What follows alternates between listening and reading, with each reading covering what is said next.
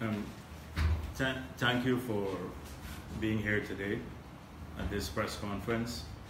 May I start by wishing all Guyanese women a happy International Women's Day, and to say how pleased we are about the progress we have made in Guyana in relation to gender equality, but we still have a long way to go. And it is my hope that all of us can work towards that goal, because societies where women and girls have equal opportunities with their male counterparts are societies that tend to be progressive and that make significant changes in the welfare of people. They're societies that are dynamic. So I think putting politics aside, this is something that we need to continue to work at. I was extremely pleased that in our tenure in office, when we changed the Constitution and made some fundamental adjustments to the old Constitution, particularly as it relates to the Rights Commission, that we included as one of the Rights Commission the Gender Equality Commission, apart from the four others: children, indigenous people, human rights, and ethnic relations. And so it just gives an indication of how seriously we take this matter in Guyana. So once again, happy International Women's Day to all the women. I'd like to also invite our people who are looking at the press conference to Babujan, where we have an activity with a slight difference this year, because it is the centenary celebration of the life of Cheddi Jagan, the birth anniversary of Cheddi Jagan. And so there will be reflections about his life. This would be another activity sponsored or supported by the party. And at Babujan, we'd also get a chance to explore some of the current issues in Guyana and Cheddi Jagan's perspective on many of those issues. Now in the last week, we have seen the continuation of a recurring theme, which has to do with the oil and gas sector. This seems to be on the minds of most of our people at this point in time. And we've seen a number of people saying, including commentators, international experts, and many people on the ground, saying that, and we in the opposition, saying that our government did not do a good job at representing us. We're very disappointed with the poor quality of the negotiations that they conducted. We have seen some feeble attempts by the government to defend the contract. The latest of which is was done by the Minister of Business, Dominic Gaskin. And frankly speaking, if the content of his speech matched his assumed erudite demeanor, then we would have been better off as a country. But unfortunately, that's not the case. I'm now going to go into great detail about Dominic Gaskin and his comments about oil and gas compared to the gold mining sector and the revenue that comes to the state. Just to point out that this confirms our view, his statements confirm our view that this government only looks at the governmental sector, how much revenue it can collect. So what he did, he pointed out how much money we will collect from ExxonMobil versus what we are collecting from the gold mining sector as revenue. He did not look at the impact of the gold mining sector on the lives of maybe 100,000 people, that it provides income for them, provides taxes because they pay taxes outside of the royalty that the government collects, and that the linkages that the gold mining sector provides for Guyana and for other sectors. So all of those things were not factored into his presentation. Just to point out once again that all this government thinks about is how much money it can collect in taxes. Hence the 200 new taxes that it put in place, and the $56 billion more that they will collect now than in 2018 than in 2014. We were collecting $56 billion more.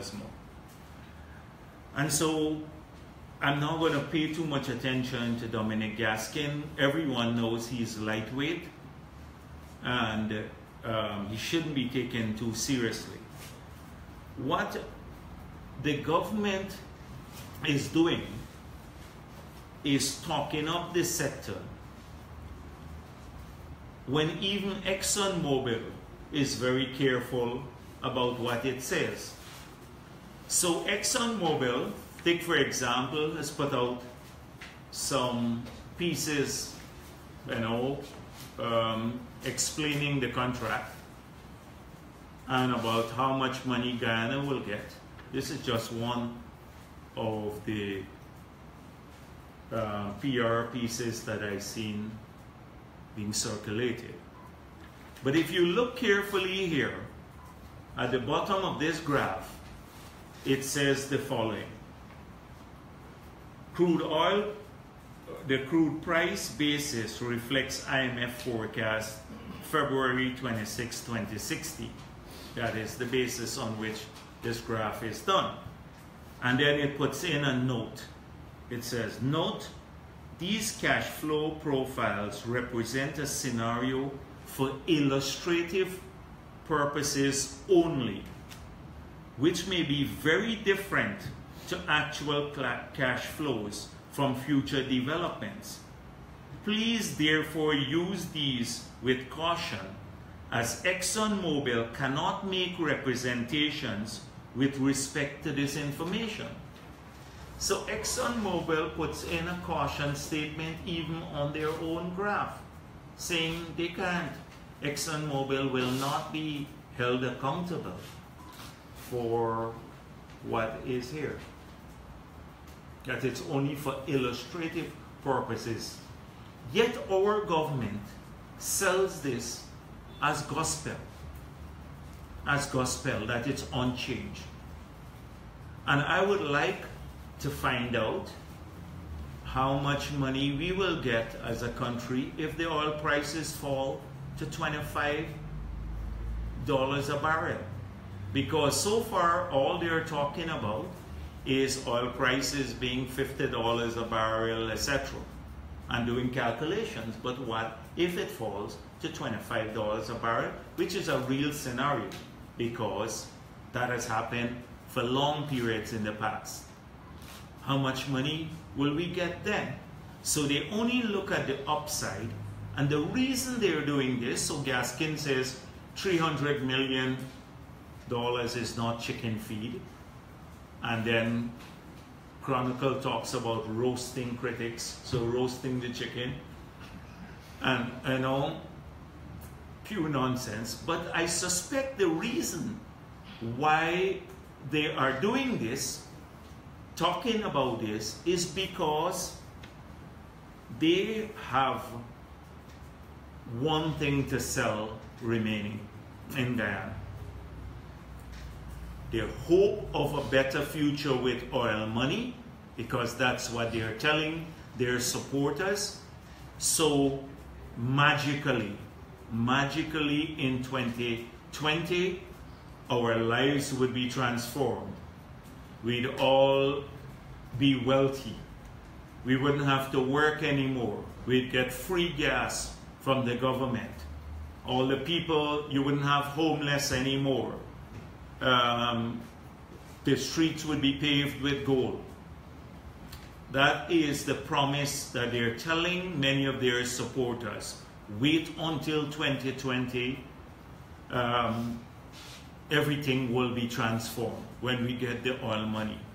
When the reality of the numbers does not support such a conclusion, and it will be another, for those who believe this wild promise of APNU, this fake promise, they will be sorely disappointed again in the future if they believe, if they buy into this.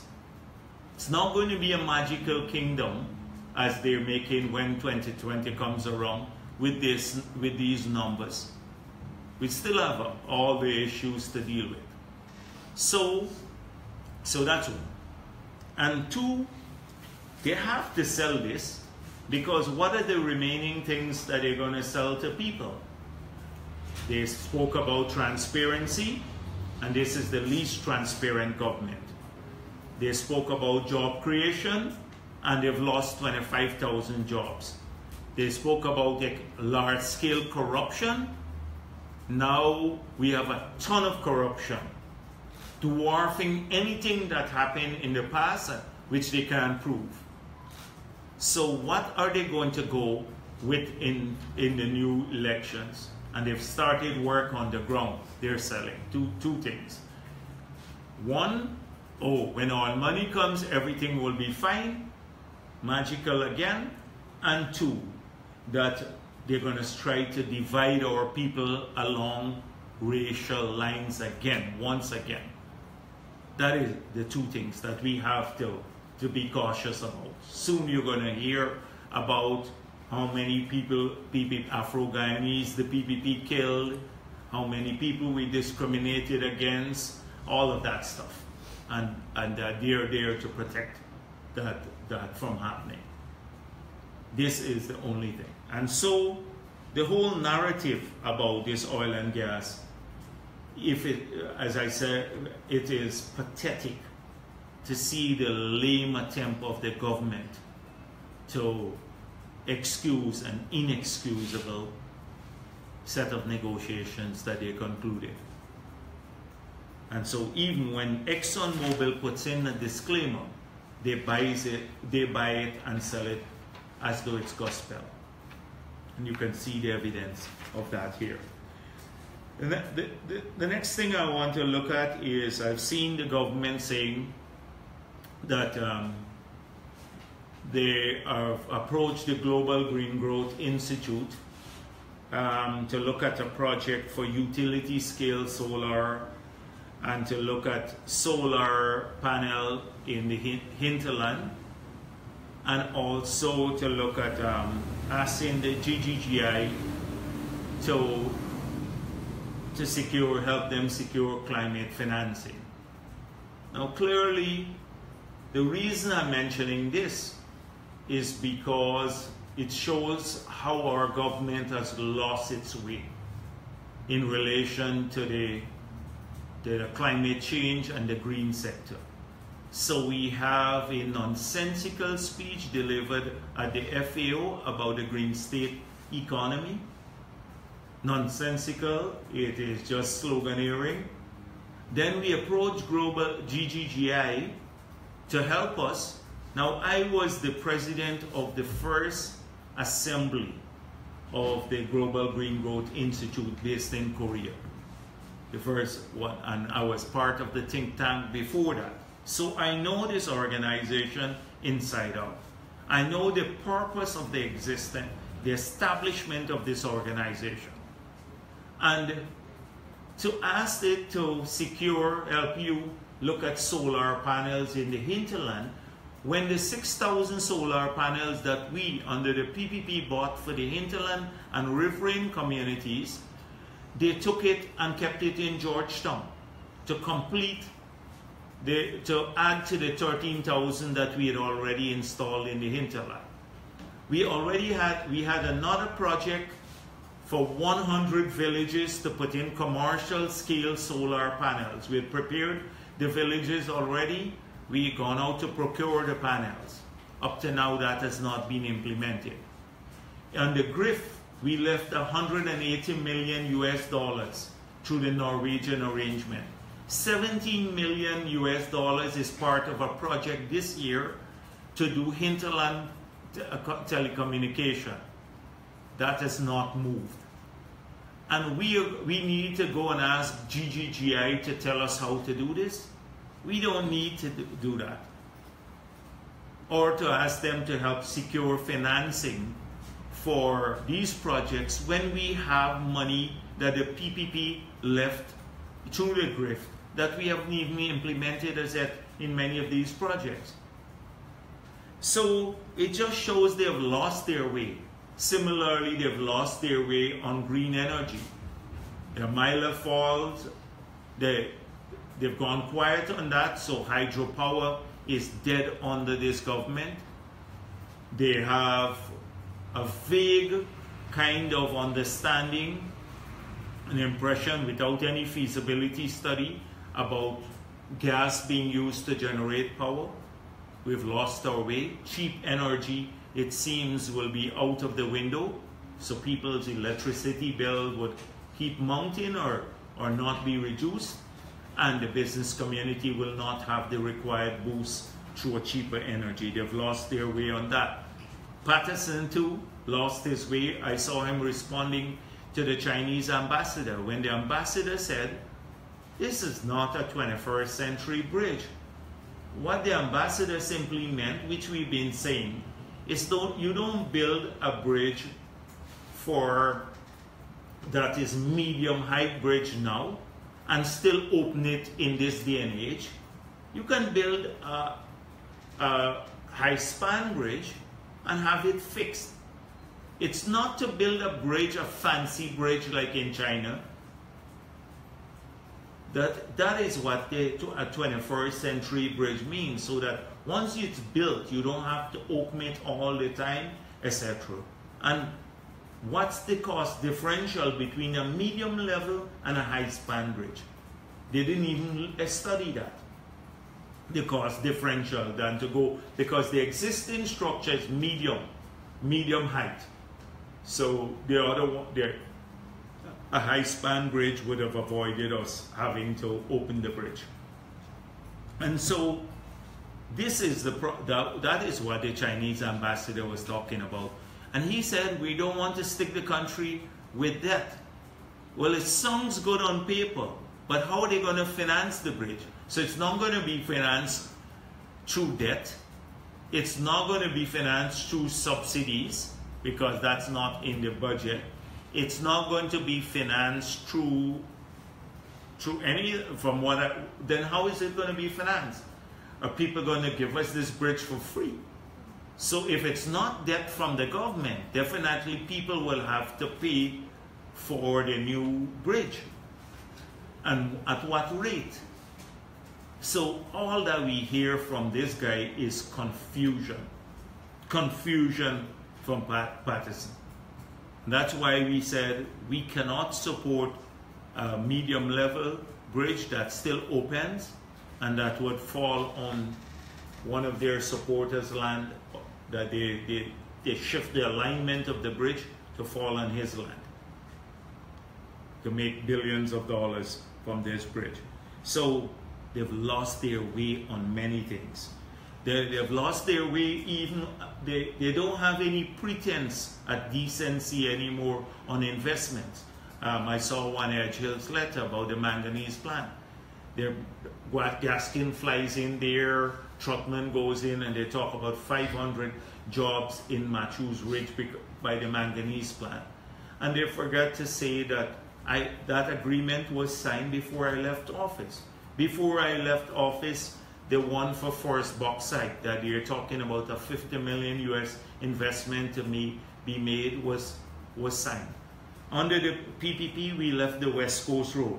We left $66 million for Sheriff Street and other areas, on the East Bank, that they are now using that money for Sapphire. The East Coast Road, we left that. We left money for the bypass road that they haven't started. The money for the specialty hospital that they're putting in other areas now. I mentioned 180 million US on the GRIF. All of these things have been left by the PPP. All of these projects, and they can't even get them off, get them going well now. So no new investment. They're just picking up old things, brushing them off, and marketing them in this regard.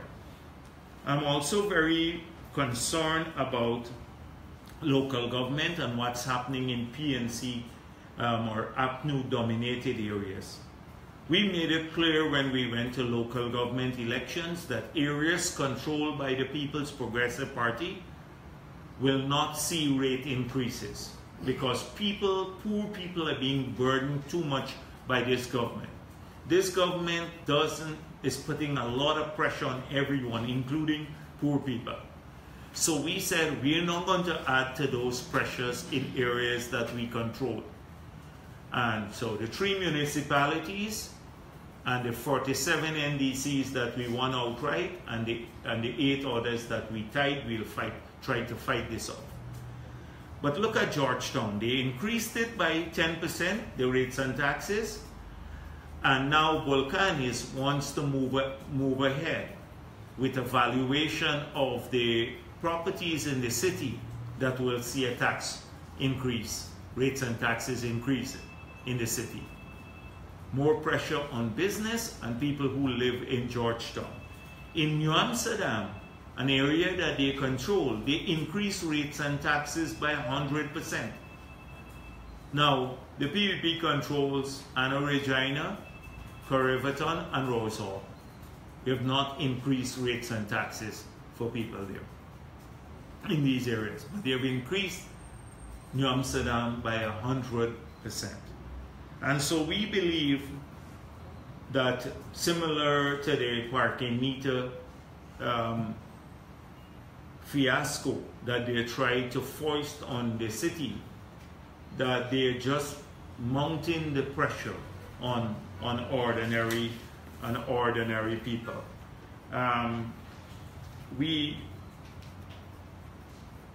This is very concerning to me. And then finally, the last time I spoke about the PNC attempt, the government attempt to hijack national symbols. So Mash Day had to be controlled by people who were wearing party, officials who were wearing party colors. The seizing of the flag in Corriverton.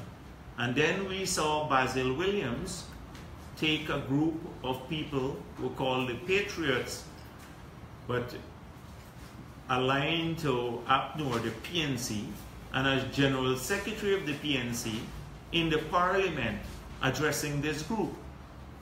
Now the Parliament should not be used for that purpose. So it is a continuation of this trend where they believe that these national symbols these things that belong to all of the people of Guyana, that they have to hijack them and make them, control them, or subvert them to their will, consistent with what they practiced in the past, which is the paramountcy of the party doctrine. So we have to fight these things. And if those, why would a group from the PNC call themselves patriots? What does that make the rest of us? Are we not patriots too? You know, it's exclusionary. And if they're real patriots, they would not have had their government, that group, go into a negotiation the way they did with ExxonMobil and sell out our patrimony. And they would have condemned Granger trying to control the judiciary. And they would have condemned the same Basil Williams threatening to kill a judge in the court. And they would have condemned Granger unilaterally appointing a chairman of GCOM, or the many the other transgressions, or the 200 taxes that they put on people, including poor people, or taking away the land from farmers, their leases. If they're real patriots, that's what they would be doing. But this group was not a group that, they're an attempt to resurrect people and to give a nice sounding name. It's a name that seems unifying to people, but in reality the practice of this group has been very divisive. So thank you very much. Mr. Jagdeo, a few years ago when Mr. Corbyn was opposition leader, he had said that the powers of the office of leader of the opposition until the leader, they're more or less somewhat mythical in this country. And I ask if you subscribe to this view because I hear you lament about things like devaluations and raising taxes, but this would have been something that the party would have known about for some time because it would have been announced, if not the last budget, the previous one. So I'm wondering why as a party have you not been more proactive rather than just come to press conferences and lament? And secondly, on the oil and gas and Minister Gaskin, we keep hearing everything that's wrong with the contract and what's not good. Let's say, for example, like the Japanese, the Australia submitted some sort of a master plan for us to consider. Can we see something of that nature coming out from the party saying, well, look, this is how we think the oil revenue should be managed? Sure. So let me deal with that one first. The last question. So you can talk about how much money we'll get.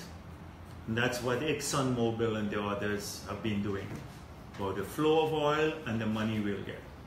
You can speculate because we don't know as yet. It's dependent on the price of oil. But countries that got large amounts of inflow through oil revenue, they're worse off in terms of poverty than we are today. So a critical part is not just how much oil money will come, but how it is managed. Is managed by the state. And so let us examine what the framework for management of these resources our government has sought to put in place. The Petroleum Commission Act, you saw who they want to reside the power in. The minister, not a technical group. Then the minister could control the whole commission. 2, they have not defined a local content legislation until today. 3, they have not even established the principles of the Sovereign Wealth Fund. 4, they have not even agreed, although the answer is staring them in the face, how to a transparent process for auctioning future blocks. At 4. 5, they have said future investors will not get what ExxonMobil got. They need to tell us what their future investors are going to get and what they're not going to get.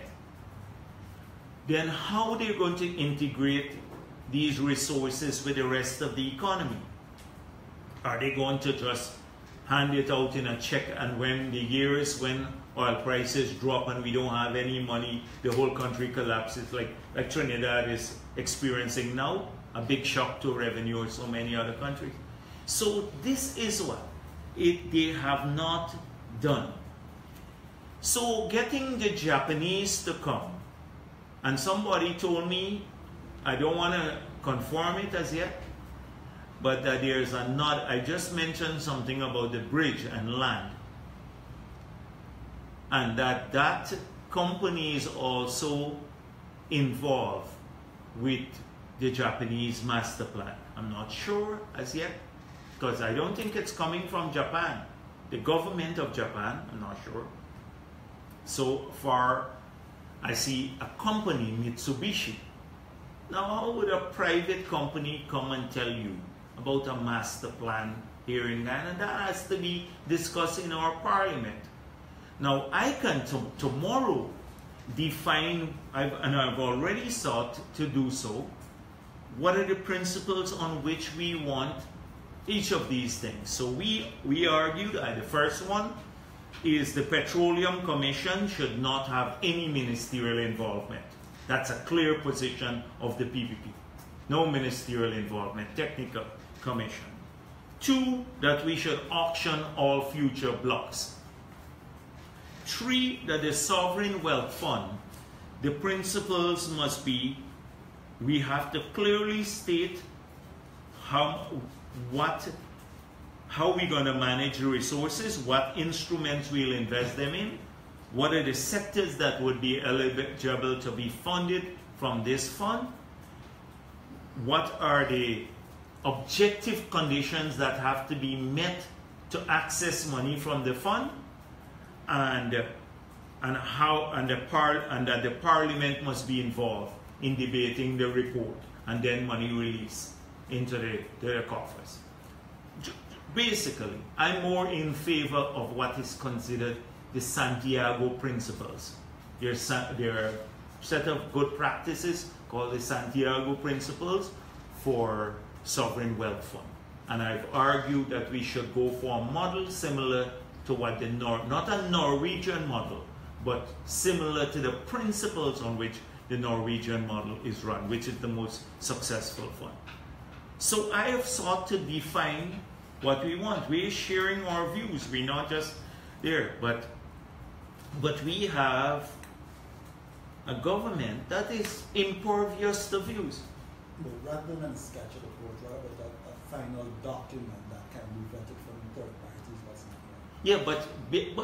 Yeah, we believe the government should lead, but this is what I'm telling you now, which we can easily. I'm not shying away from a position of taking positions on these matters. We're telling you with clarity. You have Granger up to today would not say with clarity. He has to now, this day and age, his advisor already said, auction your blocks. Everybody knows, a child would know, if you have 10 things and 20 people want 10 things, then you should bid it out to get the best price. But they need to get a higher foreign company to come and tell them that now. I'm telling you, we should auction it now. I don't mean auction now, but I mean we should use that approach. So that's the first thing. And this is the whole problem with them. It's like a scatterbrained approach to the whole sector. And a very, very critical sector. Mr. Corbyn said, what did he say? No, he said that the powers of the opposition are somewhat mythical in the eyes of Ghanaians because you expect us to do all these things, but we're really constrained. Now I'm asking you would have known about all these things. All right, yeah, so Mr. Corbyn said the power of the opposition is mythical. And because I point out the deficiencies of the government. So I just say to people in this country, just imagine the behavior of our government, the impunity. You know, this is our time now. We'll pass these taxes, we'll do whatever we want, we'll spend all the money on ourselves, take a big salary increase, etc. And every Guyanese must think that if the PPP was not there, how much worse that would have been. Their only fear now is that the PPP will get back in office. They're worried about that. And that tempers some of the excesses. And we have so much excesses, how worse it would have been. So we play a very important role in that regard, in making sure that we expose a lot of these things. And much of what is in the public domain would not have been in the public domain had we not been doing this. So that's one role of the opposition. So I don't think it's entirely mythical. Secondly, we won as a party in local government system. We won. You're cold? You're very cold. You want to take off the AC? I see him shivering here. Yes, please. Yes, I see him shivering. It's not cold for me. Please take off the AC. And I thought it was what I was saying causing you to shiver. Then I realized that you're cold. So the second, the second thing is we control a lot of the local government bodies because we won in those areas. We are practically government in some of those areas, although constrained by the government, because they interfere with local government bodies. So I've just outlined to you, we're not only playing a role of criticizing and offering solutions, but we're also implementing ideas. So we said we will not increase taxes in those NDCs that we control. That's not just criticizing, that's implementing. New Amsterdam we don't control. PNC controls that. They put a 100% increase on the people of New Amsterdam. In Georgetown they increased it by 10. And when Bulkan mentioned this valuation exercise in Parliament, I stood up in my speech and spoke about our opposition to it, because that's the only thing we can do. We only have 2 councillors in Georgetown, in the city council. And they're very active, Mr. Kupin and Sharma, and they oppose these things, but we can't control it. The city is controlled by AFC and APNU, and therefore the parking meter, the hundreds of millions that they spent on this cleanup project and presidential park. Look at the one out there, over 100 million spent, and it's left now halfway done. 3 years ago they started it, and $20 million to celebrate events when they don't have money to pay the contractors and the staff. Who do you think is approving all of these things? It's the PNC, the AFC and APNU, not the PPP. We oppose these things, but we only have 2 voices. That's what we can do. We try to expose them. So Mr. Corbyn may be right about saying if you go to Parliament, and no matter how strong your arguments are, even you win the debate, at the end of the day, the government with its 1-seat majority will get its way. No matter how bad the policy is for Ghana. Couldn't say the increase in valuations, couldn't that be challenged in court? Yeah, by taxpayers, and I hope that they... As a party, couldn't Yes, but we will oppose it, and they can always say it's policy. And so it's hard to get a court ruling on policy and in your favor. So the city council can say this: we have a sovereign right to raise rates and taxes. But this could only be done if APNU and AFC wanted in the city. And they wanted a parking meter. They were benefiting from it. It's only after they big public outcry that they back down now, but they're trying to bring it back through, bring the parking meter back through the back door. One French actually. Yeah. We've seen daily criticisms of the ExxonMobil contract. People say that we as Guyanese were being robbed via the contract. We're still seeing only today to a group of African leaders that do not allow Chinese or the China government to rob them when they sit down to do loan agreements with them. And I want to know why is the PPP criticism of being your party is being absolutely basically quiet on the contract itself. You've spoken about oil and gas. You've been basically quiet on the contract itself. You've written letters in the paper about so many other subjects. Yeah, sure. Now may I recall the first press conference I had after the release of the contract. That was held at Freedom House. I think it was the end of the year press conference. And I pointed out 4 areas of the contract, went through them, include that we had huge difficulties with, and I said that a bad negotiation has led to us losing potentially billions of dollars. You recall that? And since then I've been consistent, our side has been consistent in pointing out that we were not well served in the negotiations. And we went further to point out the lack of transparency. If it wasn't some of our work, we probably wouldn't have even known today, and maybe some of the newspapers too. Remember Jordan infamously saying, "We never asked for a bonus, nor did we receive one." It was a blatant lie. Any person in another country would have resigned. Then we found out a year and a half after it was paid over that it's in a secret account. And you know what? I was thinking up to last night, and it's a speculation. You'd recall Nigel Hughes making a speech some time ago. I think it was at one of the Goga's meeting, and talking about how governments could be bought by $15 million.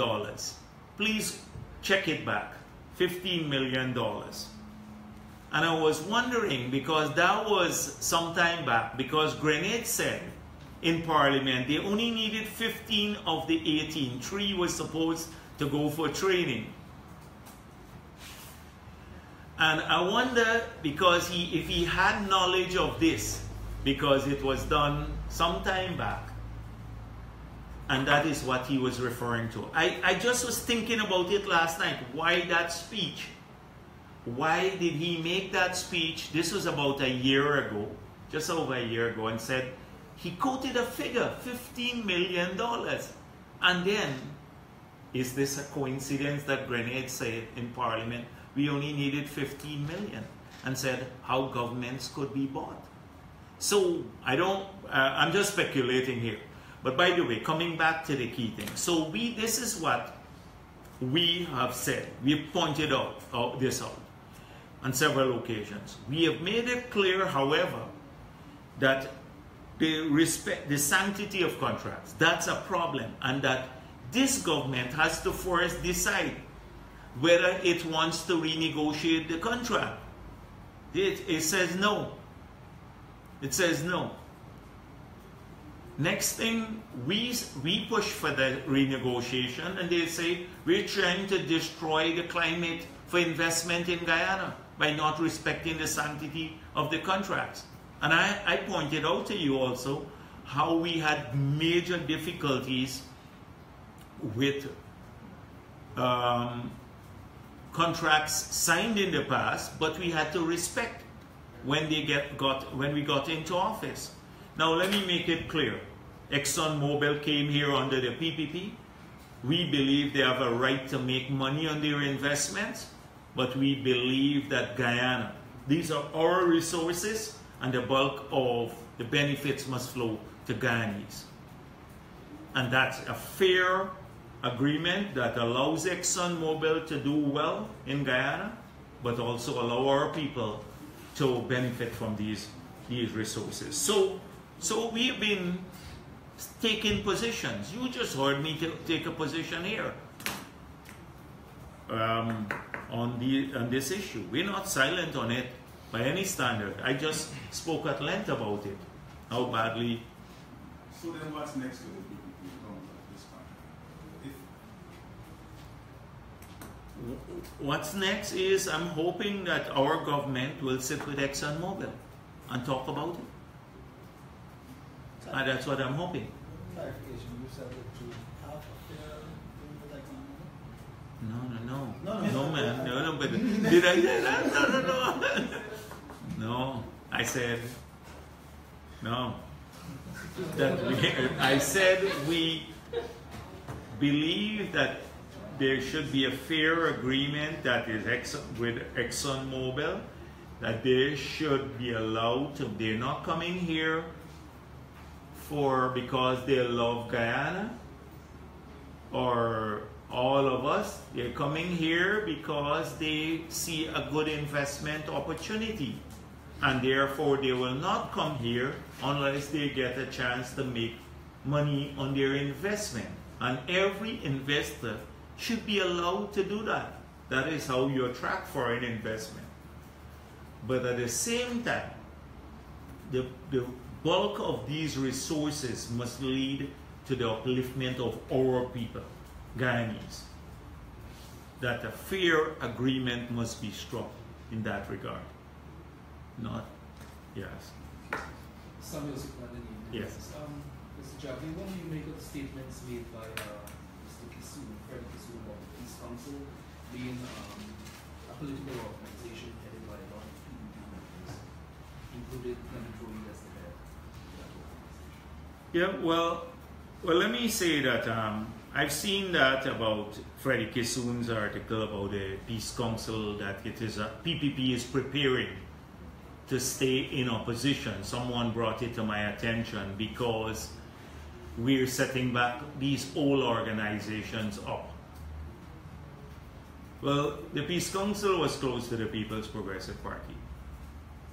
But recently, they had a relaunch of the Peace Council. And it had nothing to do with the People's Progressive Party. Nothing to do with the People's Progressive Party. We're not waiting forever to get back in office by setting up a peace council. The peace council that's what his view was, that, you know, it's these organizations that keep you long in opposition.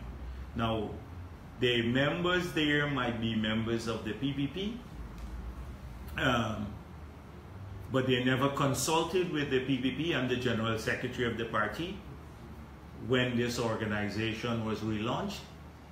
It doesn't belong to the PPP. Money collected by that organization to fund its activities would not come to the PPP. We have no formal link at this point in time. It was never discussed in the party. So when Freddie Kisoon says these things, it's erroneous. The fact that you may have a PPP person there, but it has nothing to do with the PPP.